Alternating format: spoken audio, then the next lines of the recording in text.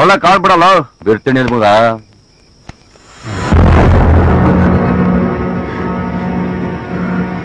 ಮಗ ಸೂಪರ್ ಕಣ ಮಗ. ಶಿಷ್ಯ ಏನ್ ಮಾಡೋದೀಗ? ಕೇಳ್ತಾರಲ್ಲ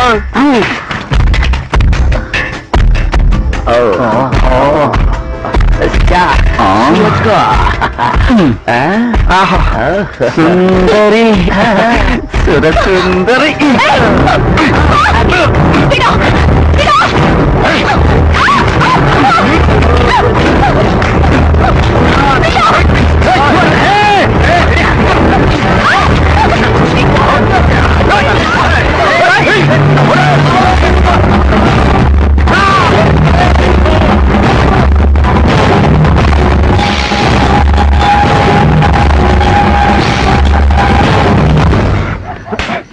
ಎಲ್ಲೋ ಕಾಣಿಸ್ತಾನ? ಅಯ್ಯೋ ಮಸ್ತಾಗಿದ್ಲು ಕಣ ಮಗ. ಬಾಗಿಲು ತೆಗಿರಿ, ಬಾಗಿಲು ತೆಗಿರಿ, ದಯವಿಟ್ಟು ಬಾಗಿಲು ತೆಗಿರಿ. ಅಮ್ಮ, ಯಾರೋ ರೌಡಿಗಳು ನನ್ನ ಅಟ್ಟಿಸ್ಕೊಂಡು ಬಂದು ಬಲಾತ್ಕಾರ ಮಾಡೋಕೆ ಪ್ರಯತ್ನ ಪಟ್ರು ನೋಡಿ. ಸೀರೆ ಎಲ್ಲ ಹರಿದು ಬಿಟ್ಟಿದ್ದಾರೆ. ಯಾವ್ದಾದ್ರು ಸೀರೆ ಕೊಡಿ. ಒಂದ್ ನಿಮಿಷ ಇರಮ್ಮ, ತಗೋಮ್ಮ.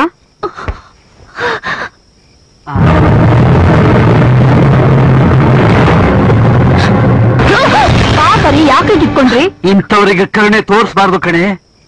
ಇವಳು ಯಾರು ಗೊತ್ತಾ? ನೀನು ಮಾಡಿದ ಅಟ್ಟಹಾಸಕ್ಕೆ ನಿನ್ನ ಕಣ್ಣಲ್ಲಿ ಕಣ್ಣೀರು ಬಂದ್ರೆ ಸಾಲದು, ರಕ್ತ ಕಣ್ಣೀರು ಸುರಿಬೇಕು ಕಣೆ. ಬಡವರ ಹೊಟ್ಟೆ ಆಕ್ರೋಶದ ಹಬೆ ತಟ್ಟಿದೆ ಅಷ್ಟೇ ನಿನ್ಗೆ. ಅವರು ಶಾಪದ ಕಾವು ತಟ್ಟಬೇಕು, ಹಾಗೆ ನೀನ್ ನೆಟ್ಟಾಗೋದು. ಅಯ್ಯೋ ಪಾಪಿ, ನಿನ್ನಂತವ್ರಿಗೆ ಸೀರೆ ಬೇರೆ ಹಾಕ್ ಹೋಗಿದ್ಮೇಲೆ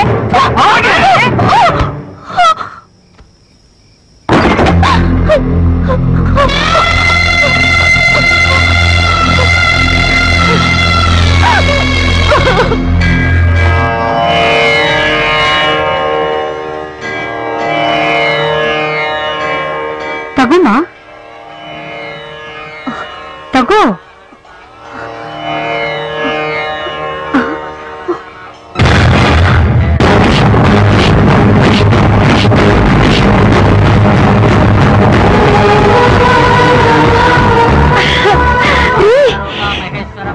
ಏನ್ ಜಾನಕಿ ನೋಡ್ರಿ ಇಲ್ಲಿ ಮಾಯಮ್ಮ ಆವತ್ತು ನನ್ನ ಕೈಯಿಂದ ನಿಮ್ ಚಪ್ಪಲಿ ನೋಡ್ಸಿದ್ಲಲ್ಲ, ಇವತ್ ನೋಡ್ರಿ ಚಪ್ಪಲಿ ಬಿಡೋ ಜಾಗದಲ್ಲಿ ಬಿದ್ದಿದ್ದಾಳೆ.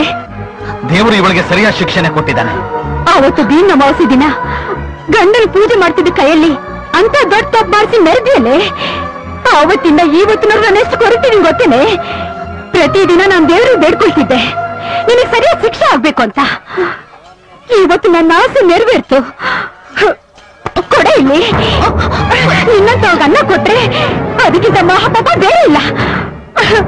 ಬನ್ರಿ.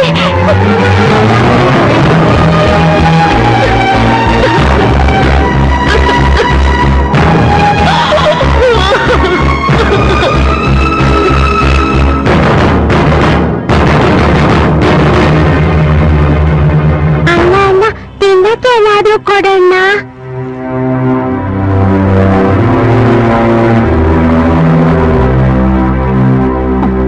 ಅಣ್ಣ, ಅಣ್ಣ ತುಂಬಾ ಹಸುವಾಗ್ತಾ ಇದೆ, ಏನಾದ್ರೂ ಕೊಡೋಣ.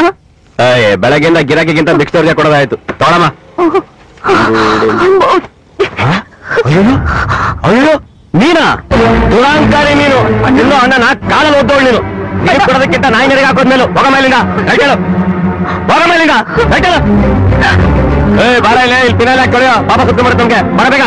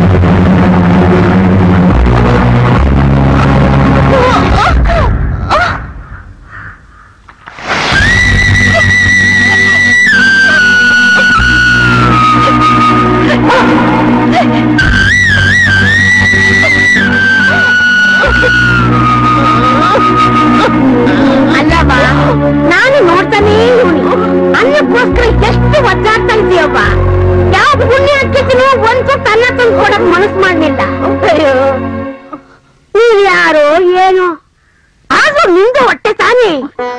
ಈ ಹಸಿವು ಅನ್ನೋದು ಯಾರನ್ನೂ ಬಿಟ್ಟಿಲ್ಲವಾ, ಯಾರನ್ನೂ ಬಿಟ್ಟಿಲ್ಲ. ತಗವಾ ಎಲ್ಲವನ್ನೂ ತಗವಾ. ಅಯ್ಯೋ ಎಲ್ಲ ಗಾಚಾರ ಎಲ್ಲ ಅವ್ರವ್ರು ಪಡ್ಕೊಂಡು ಬಂದಿದ್ದು.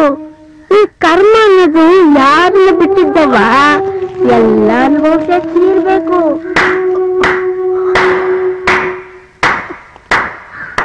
ಜೀವನ ಏನು ಅಂತ ಅರ್ಥ ಆಯ್ತೇನೆ ನಿನಗೆ? ಅನ್ನದ ಬೆಲೆ ಏನು ಅಂತ ಗೊತ್ತಾಯ್ತೇನೆ ನಿನಗೆ? ಆ ಭಿಕ್ಷುಕಿ ತಾನು ಭಿಕ್ಷೆ ಬೇಡಿದ ನಿನಗ್ ಕೊಟ್ಲು, ಅದು ಬಡವ್ರ ಮನ್ಸು. ಆ ಕಾಳಮ್ಮ ನಿನ್ನ ಹೆಸರಲ್ಲಿ ಆಸ್ತಿ ಇಲ್ಲ ಅಂತ ಗೊತ್ತಾಗ್ತಿದ್ ರೋಡಿಗೆ ತಳ್ಳದ್ಲು, ಅದು ಸಾವುಕಾರರ ಮನ್ಸು.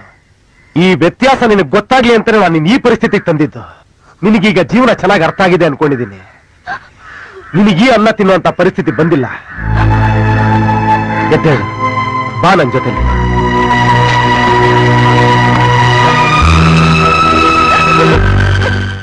15 ದಿನದಲ್ಲಿ ಎಲ್ಲಾ ಪೇಪರ್ಸ್ ನಿಮ್ ಹೆಸರಲ್ಲಿ ರೆಡಿ ಇರುತ್ತೆ ಮೇಡಮ್. ಅಕಸ್ಮಾತ್ ಮಾಯ ಬಂದು ಪಾಲುಗಿಲು ಅಂತ ಕೇಳಿದ್ರೆ ಕೊಟ್ಟು ಕೈ ತೊಳ್ಕೋಬೇಕು. ಹೋಗಿ ಕಂತ್ರಿ ಮುದ್ಕೊಂಡ್ ಮಾತ್ ಕೇಳ್ಕೊಂಡು ಆಸ್ತಿ ಎಲ್ಲ ನಿಮ್ದು ಅನ್ಕೊಂಡಿದ್ದೀರಲ್ಲ, ಸರಿಯಾಗಿ ಆಡ್ತಾನೆ. ಏನ್ ಹೇಳ್ತಾ ಇದೀಯ ಮಾಮ? ಅಯ್ಯ ಓದ್ಕಳೆ. ಏಲಾಯ್ರಿ,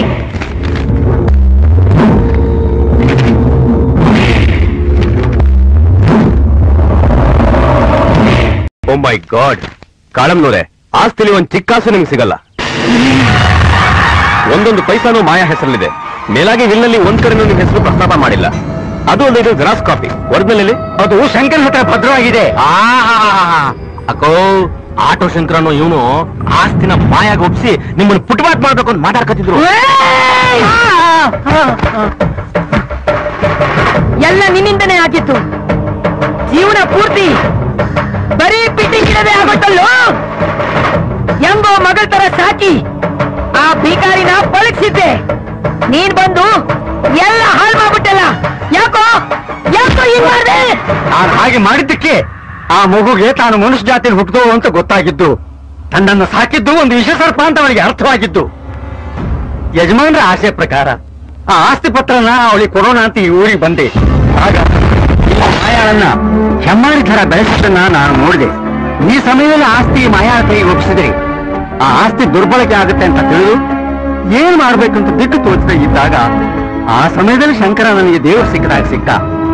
ನಾನು ಮಾಯಾಳ ಎಲ್ಲ ವಿಷಯನ ಅವನಿಗೆ ತಿಳಿಸ್ತೀನಿ. ಮಾಯಾಳ ಕಥೆ ಕೇಳಿದ ಶಂಕರ ಒಂದು ನಿರ್ಧಾರಕ್ಕೆ ಬಂದ.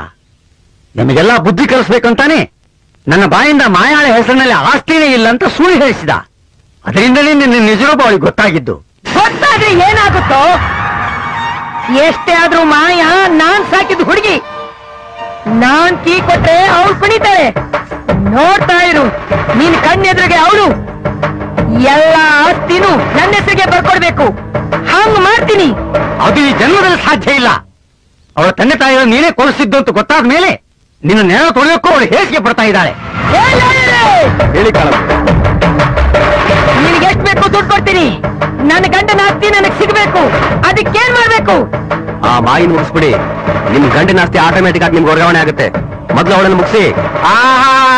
ಅದಷ್ಟು ಸುಲಭ ಅಲ್ಲಕ್ಕೂ. ಅವಳಿಂದ ಶಂಕರ ಅವನೇ, ಶಂಕರಿಂದ ಲಕ್ಷಾಂತರ ಆಟೋಗಳವೆ.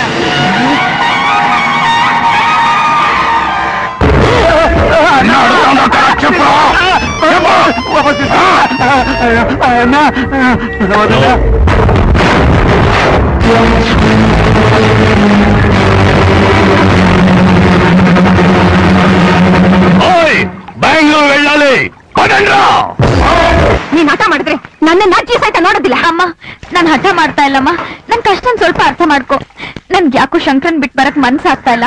ಒಂದೇ ಒಂದ್ಸಲ ಅವ್ರನ್ನ ಮಾತಾಡ್ಕೊಂಡ್ ಬರ್ತೀನಿ.